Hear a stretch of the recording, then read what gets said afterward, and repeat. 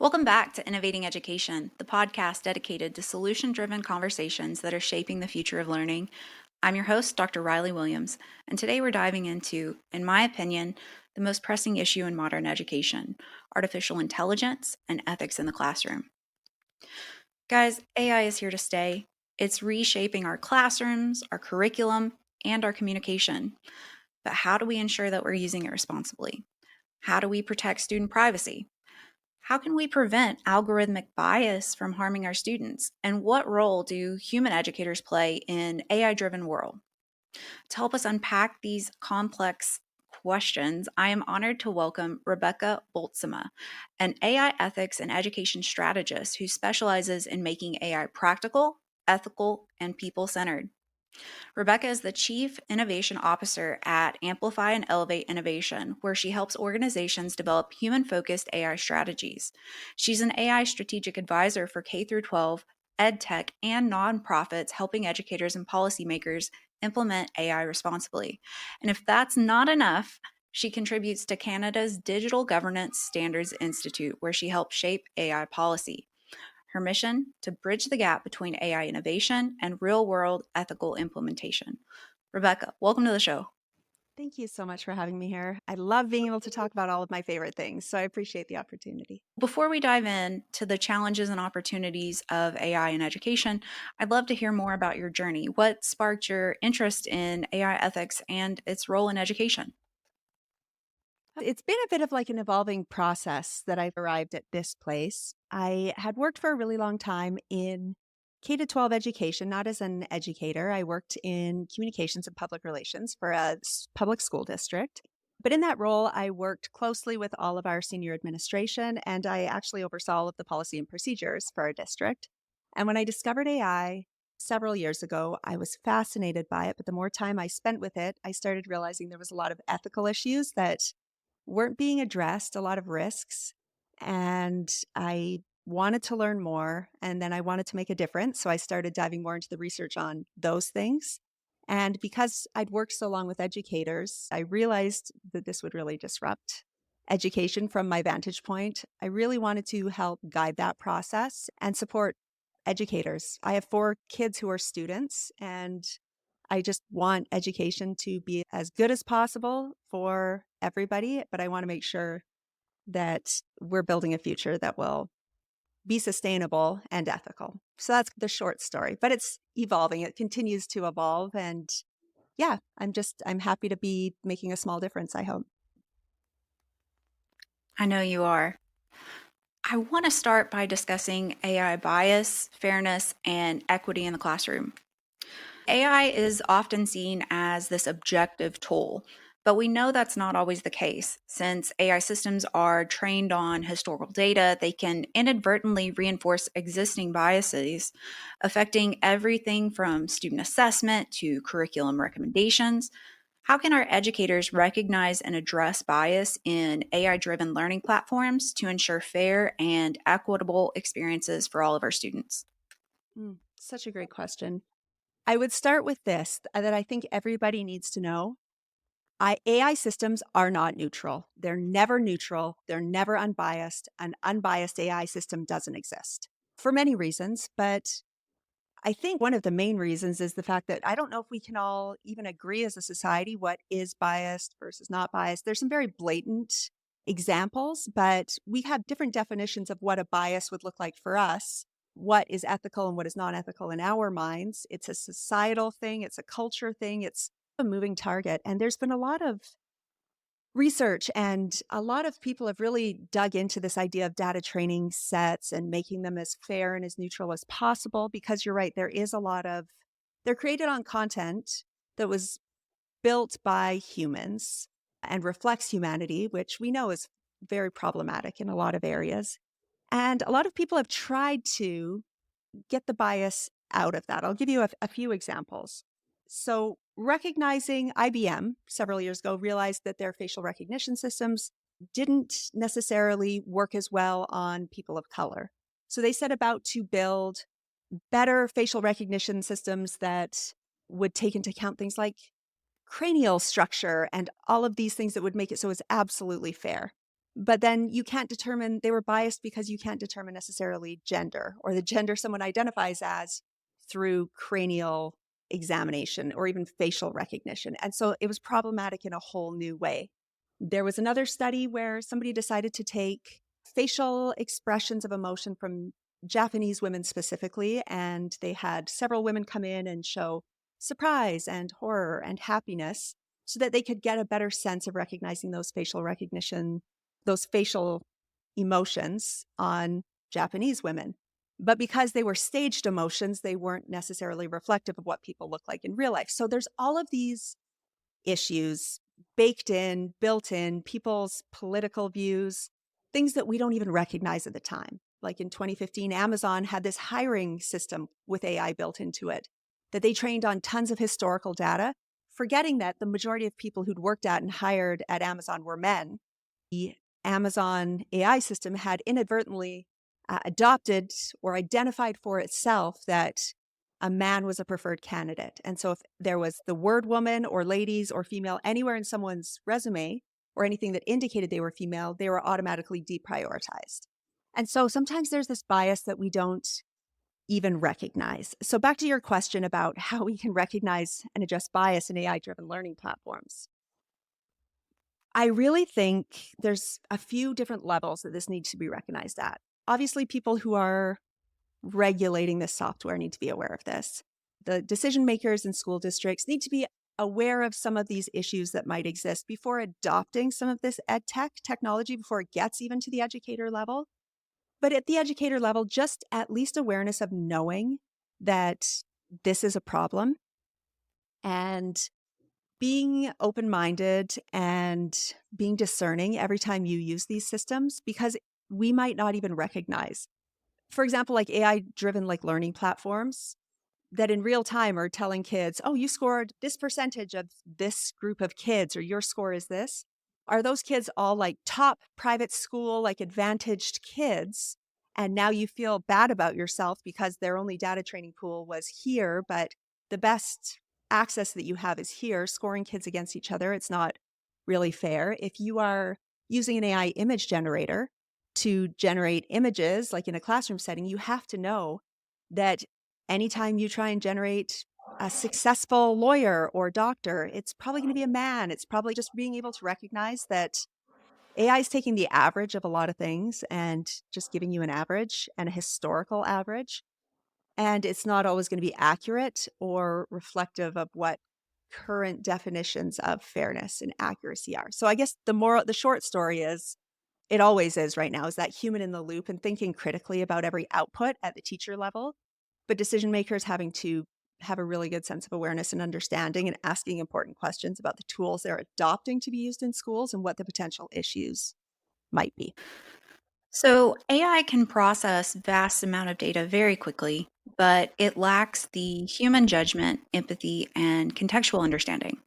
This is especially important in education where teachers play a critical role in assessing students' unique needs and abilities. How can schools strike the right balance between using AI for efficiency while ensuring that human oversight prevents these bias and unfair outcomes? Mm. This is the challenge, right? Finding that sweet spot. And that's why we need to go in with our eyes wide open. There's very specific things that need to always stay human. And especially in education, I think if you and I think back to the teacher or the educator who had the most impact on our lives, it wasn't because they were just so efficient at marking our exams or they just had like the neatest lesson plans that were so well organized. It was because they had time to sit, spend time with us, or face to face, they impacted us in a way that like really changed our lives, in my case anyway. So I really think we need to be looking, whether in education or not, everybody has a job that is basically a basket full of individual tasks that we do every day. Your basket is different than my basket. Even teachers, every teacher's basket looks a little bit different. And I think we need to pick up an item out of that basket and be like, is this something that needs to be absolutely human? What will be the pros and cons of me outsourcing this thing to an AI model? And will it impact any of the human relationships that I value? And really, kind of on a case by case basis, obviously, there's things where it won't matter necessarily if AI helps you with this thing. But I think the goal, especially in education, should be outsourcing those things that then give you more time to sit and look in kids' faces or make a difference and sit and be present and human with people. And really, that's going to look different for everybody. But I think all teachers want, the teachers I know, the teachers I'm friends with, the teachers I work with, is just like more time to engage with students and make a difference in their lives. And so some of those things, if we can outsource to help us, I think that's good. But there are some things that seem innocent at first. I know grading is a huge time suck for a lot of educators, but there's a lot of risk with handing off something like grading or marking to an AI. For example, we don't know what it's going to prioritize or deprioritize in answers because we can't look under the hood and be like, how are you going to grade this? Or why did you assign this grade versus this grade? And you get to know students a lot through the grading process. So that might be something we keep to help us better understand students, also to know and understand where kids are at. Humans are biased too. Like we have our own set of bias and ways that we can be unfair without even knowing it. So I wish there was a black and white answer. Really, when it comes to anything ethical related in AI or anything, the answer really is taking a critical approach and analyzing the pros and the cons and recognizing that it's messy. But I think anytime something can be human, it should be. And I don't think having any hard or fast rules helps anyone. This may be a situation today that AI can't do, but tomorrow AI may be able to help with that with human oversight. And as long as we're constantly evaluating that impact of AI that we're using and how it's impacting people, it's just going to have to be an ongoing process. I know that's a cop out answer, but Oh, no, it's perfect. So you've already spoken on this, how access to power tools is not going to be equal across all schools and communities. Our wealthier districts often have these more advanced AI-driven learning tools, while our underfunded schools can struggle to keep up, further widening this educational disparity. How do we ensure that AI doesn't widen the digital divide? And what steps can schools or policymakers take to make AI driven learning more equitable? such a good question. And there's a lot of different things to think about here. I don't know if you've heard the hype that's going on about DeepSeek over the last several weeks. DeepSeek is a Chinese based company that came out with a really powerful AI model, large language model, similar to ChatGPT. And they were able to train it and release it for millions of dollars less than any of our Western AI companies. The narrative has been these are millions of dollars to train, we're investing all this money. And then DeepSeek came out and said, hey, we did this for a lot cheaper. What that did is it's forced every AI company to suddenly offer everything for much cheaper. And the reason I bring that up with this question is shortly after the DeepSeek thing came out, OpenAI announced new versions of their ChatGPT model. Basically, they're going to have free access to really powerful AI tools for free for everybody. And so, as this technology becomes more out there, the prices are going to be driven down, which means more people will have access, which is great. But that also leads to how do we make sure everybody knows how to use these tools and that there's equitable ways that people are trained and know what these tools are capable of? Because that's something that we see a lot, right? This divide between people who understand the technology and people who don't. Even if everyone has access to it, if you don't know how to use it, it's not helpful for you. So I think it's a complicated problem. I wonder if in the future, right now we're like, oh, it's not fair that some groups are going to have way better access to AI than others. But I wonder if in the future, having more access to humans, oh, our whole school is all like AI tutors, but you get actual real people in your school. That's going to be the more valuable currency as that becomes more scarce. So that'll be interesting. But I really, and one of my core kind of beliefs is that knowledge is power when it comes to AI. And so it may not be a matter of do you have the latest, fanciest AI tools because everybody should have access to that. It's going to be knowing how to use them. And so I think we're going to need widespread AI literacy initiatives like at every level so that people know how to harness this technology. I don't think it'll be a matter of is it available? I think it'll be a matter of do you know how to leverage it efficiently? And so I think that needs to be a focus of AI initiatives in education and maybe even from the government to make sure that people have access to education, and that will drive equitable AI thought processes and futures. And there'll need to be funding to help schools get this education. I think we're going to need to make sure everybody has the skills that they need. Makes sense. Um, because access is just one piece of the puzzle. Even in schools that have embraced AI, there's another critical issue at play, which is privacy. We've already seen cases where AI tools have leaked sensitive information due to vulnerabilities in their design. Since education institutions handle large amounts of student data, including attendance, grades, behavioral insights, this makes them particularly vulnerable to security risks. What are the potential dangers of AI data leaks in education, and how can schools strengthen security measures to prevent those breaches? So I have some hot takes on this.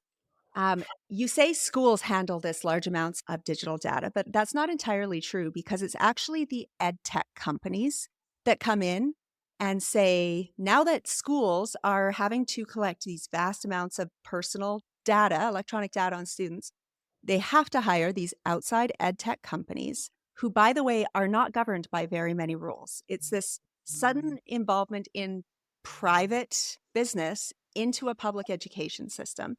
And they are the ones that are responsible for safeguarding and handling all this student data. And we don't know very much about how they're doing this, how they're doing it safely. There was just in the last month the most massive data breach, probably in the history of EdTech, with Power School. And like something like 9 million students had their data compromised because of, honestly, like lackluster privacy practices. This isn't directly related to AI, but now they have AI built in, and that's a huge selling feature.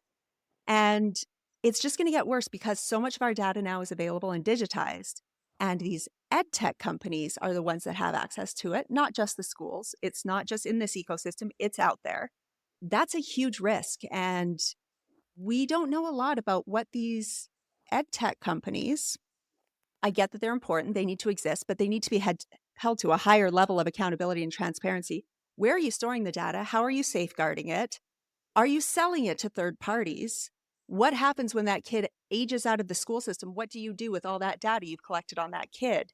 These are questions we're not asking, but we should probably get the answer to because it's not clear.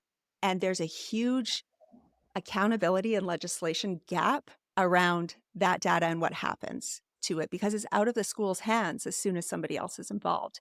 But again, decision makers need to be asking those questions. Collectively, we shouldn't be like, oh, yeah, 28 million people had their data leaked by this ed tech company. We should be like, oh, how did that happen? How are we making sure that didn't happen? Because we're having all these AI ed tech companies pop up like crazy right now who are trying to get business. I don't want to name too many other names, but there's all these that pop up and they're like, we're bringing AI to your classroom. We don't know a lot about them, first of all. So there needs to be a governance in place for how that is taken care of. Honestly, like superintendents and people who are in those leadership positions in school districts, nobody's trained them how to be like hardcore data security guards to figure out, is this ed tech company safe? What should I be asking? They don't know. No, that wasn't part of their training or job description, right? So now they have to figure it out. We have to teach them some of those critical skills and what to look for. Or there needs to be laws and accountability about what these companies can do with all of that data. But then we also need to educate people in the schools about what to share and not share with an AI model. We're not going to put private information necessarily in the free version of ChatGPT. That could present risks as well. So it's just got to trickle down a lot, but we always have to be critically asking ourselves and educating people on, at the individual level, what's secure way to use AI, and then at the district level, what questions should I be answering and asking about this technology? And then at the government level, how can we ensure that this is done safely and that people are protected? Wow. So much to think about, really. Yeah. My daughter, also Rebecca, she goes to Acellus Academy, which has fully embraced AI in education.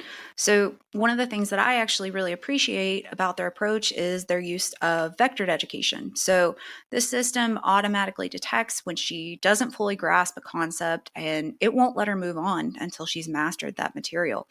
It ensures that she builds a strong foundation before advancing her, which I think is a really great tool.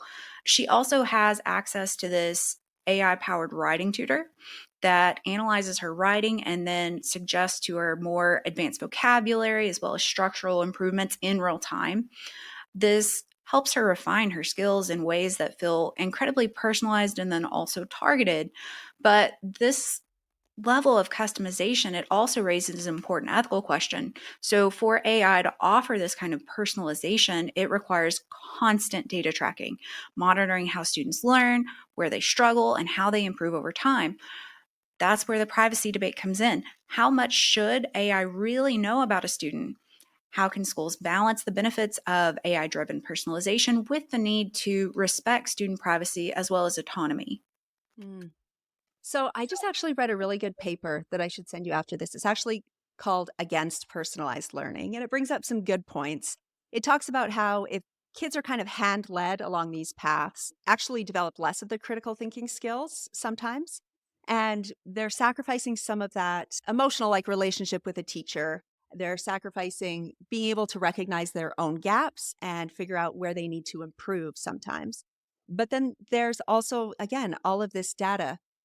The paper argues that we're preparing kids and training them to enter a surveillance culture where everything they do is tracked and monitored, and they have to be hand led along by an AI in everything that they do without relying on themselves. And we're training them to just know you're being watched all the time and everything you do is being graded and monitored, and it's controlling how you think and what you learn.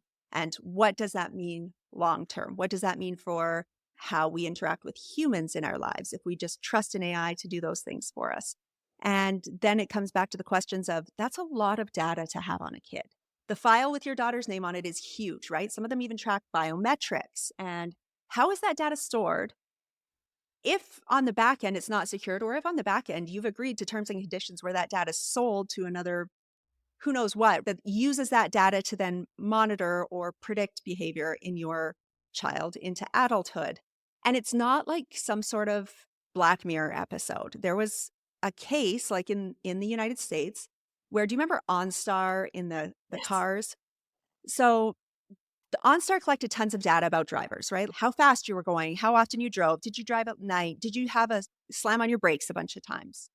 And people didn't know, but OnStar was selling that data to insurance companies so that your insurance company, you would pay for OnStar, and then your insurance company would get this file about you, and your insurance would triple because basically OnStar had ratted you out that you drove more kilometers than you said, or that you speed sometimes. And then that was used against you, that data that you never even consented or you didn't know was being shared in the background. And so I think a lot of people don't think about this. Really, what we have to be thinking about, weighing the pros and cons. Where is this useful? Where might it be harmful? And what does the future look like when we use these kind of strategies to prepare kids for a future? What could the outcomes be? And where is that data stored? What happens to it? Just a lot of questions. I'll send you that article because and you can share it in the show notes. It's actually really, really good. I'm actually doing a very specific course right now at the University of Edinburgh on data personalization and surveillance. And it brings up some very interesting questions about what this type of education might mean for students down the road and education as a whole. So, When you were talking, I couldn't help but thinking about the book 1984, mhm. and I hope that is still your critical 10th grade reading because, like you said, we could be creating this surveillance culture inadvertently. Yeah, absolutely. So, privacy isn't the only AI related challenges that schools need to prepare for. As AI technology advances, we're also seeing a rise in AI generated misinformation as well as deepfakes. The implications for education are really serious, ranging from student targeted harassment to administrators being falsely portrayed in viral content. Mm. This brings me to another critical issue. How can schools protect students from AI generated misinformation and then also help them develop media literacy skills to recognize deepfakes before they spread? Great questions. Oh, these are some of my favorite things to talk about because there's so many layers, right?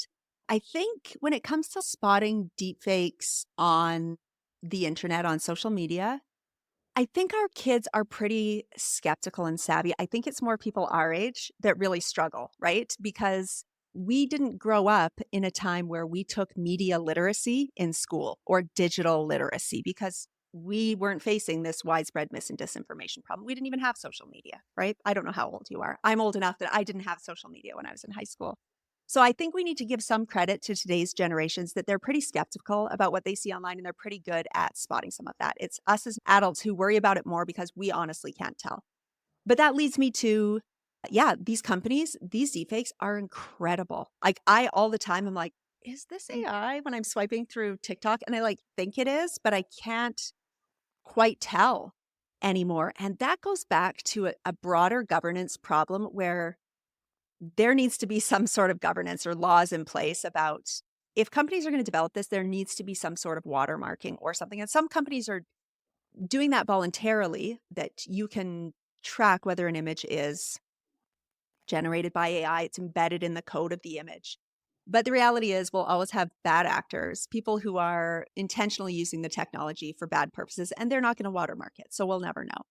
And that makes it hard. And just like you brought up, it's an unprecedented time in history because this technology, it used to be if you were going to Photoshop and make a fake picture, let's say, Photoshop was freaking expensive and it was hard to use. You had to have a very specific set of skills to be good enough to Photoshop a fake image. Now, the technology is free, it's readily available, it's easy to use. And so, one middle school kid who decides to use one of the hundreds of apps out there that can take a picture of a classmate and systematically take all the clothes off and distribute it as a new deepfake, there's nothing stopping that kid. And that kid could have hundreds of victims in one day. And so that's something to really be aware of. I don't necessarily have a good solution to that problem because there's a lot of people who are victims of this deepfake revenge porn or new deepfakes that are distributed and unfairly, obviously targets women and people of color. And they're trying to figure out ways to stop it. Taylor Swift was a target of this last year, and it circulated all over Twitter. And finally, Twitter had to make it so you couldn't search Taylor Swift's name. But they're not going to do that for you or I. So it's a major issue for kids, for everybody. For administrators, it's even worse. There's been lots of stories where a school principal, a school superintendent, someone has deepfaked them and done or said horrible things that broke trust with the community before it was even realized that that wasn't them. And yeah, we can have all the media literacy and digital literacy skills we want, but that doesn't really prevent people from being a victim. From like a organizational standpoint, it's really important that you proactively build trust with your community, let them know that if you see something that's not on our official owned channels, question it.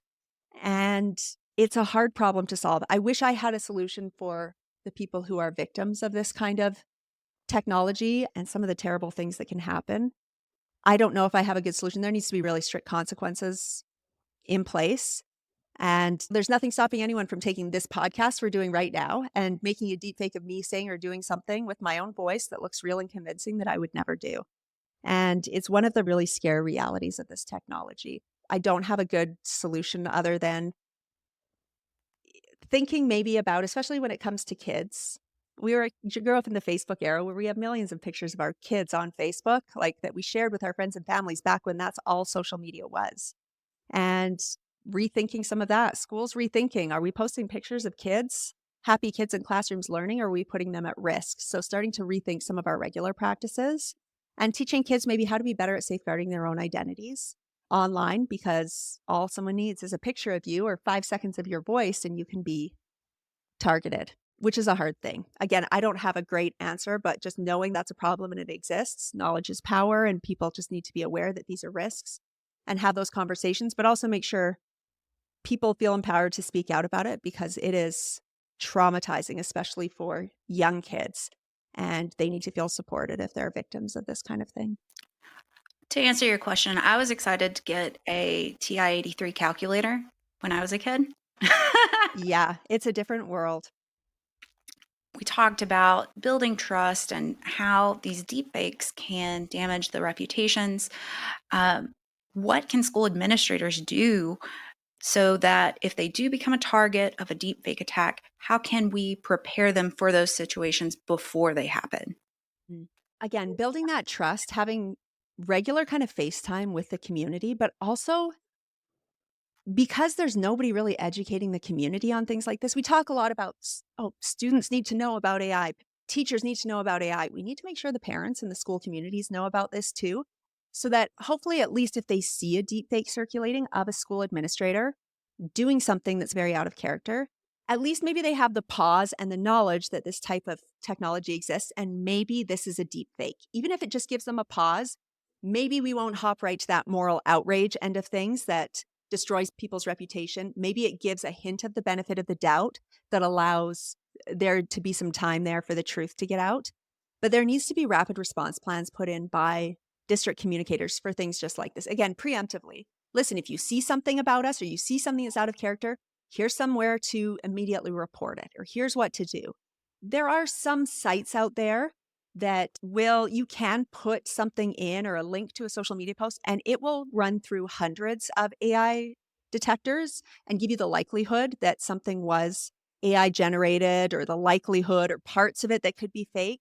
So I'll share some of those with you after that you can include in your show notes. And that might, teaching people to at least cross check and think about what they're seeing might be a good start. But then having a critical response plan that just automatically goes out, targets people with factual statements. This is circulating. This is not us. Anything that you see online, if it's not here on our website, it is not us. And here are some debunking kind of tools, or here is something to try. But yeah, then just supporting that targeted individual as well, because this has the potential to really destroy people's reputations in a way that they might never recover. So again, just educating the public, providing them with tools that allow them to at least fact check to the best of their capabilities first, and then having a plan that allows you to immediately get ahead of things like that with factual statements before things get too far. That's so important. You know, our crisis communication plans in our schools have historically only focused on things like our natural disasters, our security threats, our cyber attacks, but we have to have these crisis communication strategies in place. So, as AI becomes more embedded in education, we need these clear ethical guidelines to ensure that it's being used fairly, responsibly, and in ways that benefit all of our students. But what does ethical AI actually look like in practice? How do we design AI systems that prioritize transparency, fairness, accountability? Are there some ethical guidelines that schools and policy makers, as well as tech companies, should be following so that we can integrate AI into education? Yeah, lots of big, important questions there. I think one of the biggest problems we face is at the very top, the major tech companies that are developing this generative AI technology, like OpenAI and Google, there's literally no transparency from them about here's how we trained this model. When you ask something versus when I ask something, here's how it's prioritizing what answer it gives you. Here's why it said this. Here's some of the things that we tried, and they'll post, hey, this kind of went wrong when we did this. This is a risk, but it's not enough. They're not very transparent about what's going on under the hood because there's lots of things they don't even know about this technology. And so, in terms of, we don't have a lot of control over how these AI systems are designed and even what they prioritize under the hood. If the companies themselves don't prioritize transparency and fairness, it's really hard. The trickle down effect from that is really hard because right now there's not even any accountability from those tech companies for these products that they built, released into the wild without asking permission, trained on stolen data, without giving anyone any training. And now there's all these fallout of deepfake and misinformation resulting from that. And there's no accountability from the tech companies. That's a huge problem. And that's something that you or I or educators, like, it's completely out of our control. We need to rely on lawmakers to step in and start governing this and holding people accountable. That's the first thing. So, yes, Ethical AI looks a lot different than what we have. And ethicists like myself and other people are trying to demand that from AI companies, but it's hard to do, especially with the private sector, because they're all about making money and winning and getting to whatever next level of AI they want to get to. So the ethical guidelines for them look very different than the ethical guidelines for you and I and how we ethically use AI, the AI that we have based on the little that we know about it.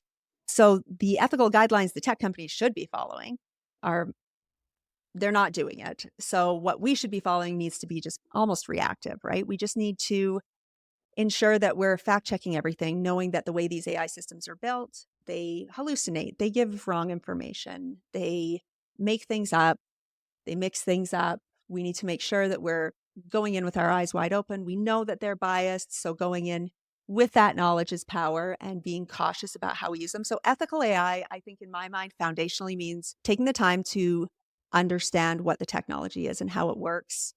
Hopefully someone can explain it to you or you can learn a little bit more about it. But ethical AI starts with knowledge because if you don't know that these are problems, then you don't know how to use it ethically. You don't know how to use it properly if you don't understand. That's why I go back to thinking that that's got to be a foundational ethical AI thing. But when you know those things, then you can be more cautious as you integrate these things into education. Policymakers can be like, oh, now that I understand all these risks, I can be more careful about which ed tech companies I work with or AI companies I work with. Educators can be like, oh, now that I know that it might do this and it might do this and it might do this, I can be more aware about how I use this in my classroom. But really just prioritizing things like questioning, critical thinking about outputs, keeping things that need to be human, safeguarding privacy and data security.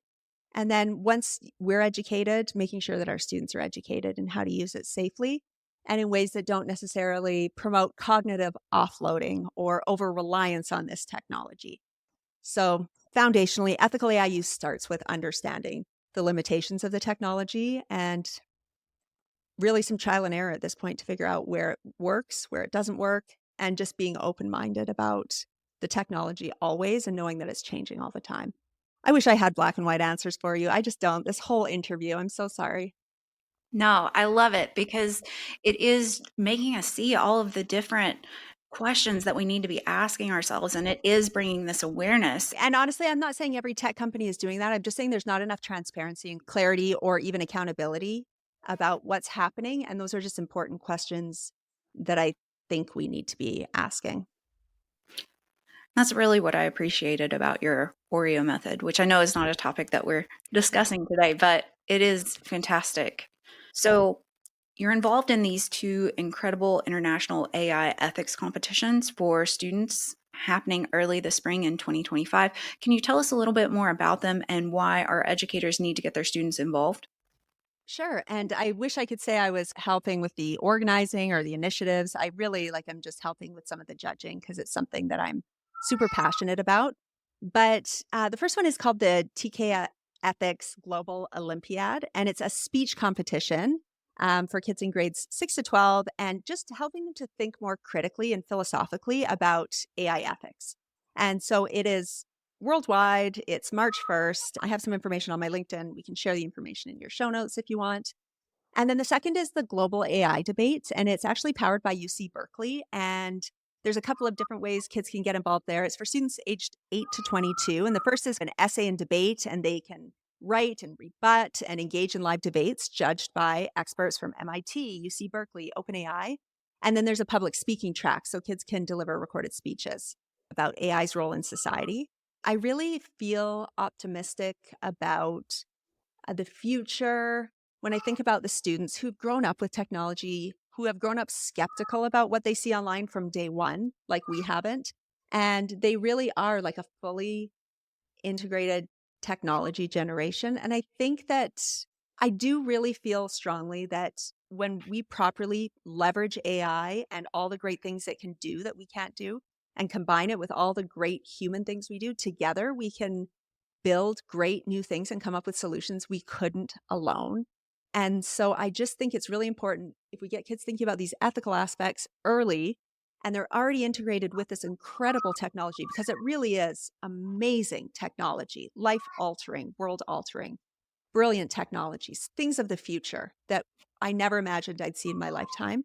If we can combine the best of both of those things, I am optimistic about the future. I really am. And so seeing this investment in students and seeing them step up and think about these things gives me hope. The only thing I had to worry about when I was a kid was Cliff Notes, and the teachers just said, don't do it. I know. It's just and wild to me how different the world is, but they're going to be more ready for it than we are. And so a lot of the problems we're worried about now are problems based on our lack of understanding. And I don't think that they're in that same place. I do feel hopeful. So before we wrap up, I like to ask every guest one final question. If there was one thing that you'd like educators to take away from this conversation about AI and ethics, what would it be? I think that I would want educators to not be fearful about the future.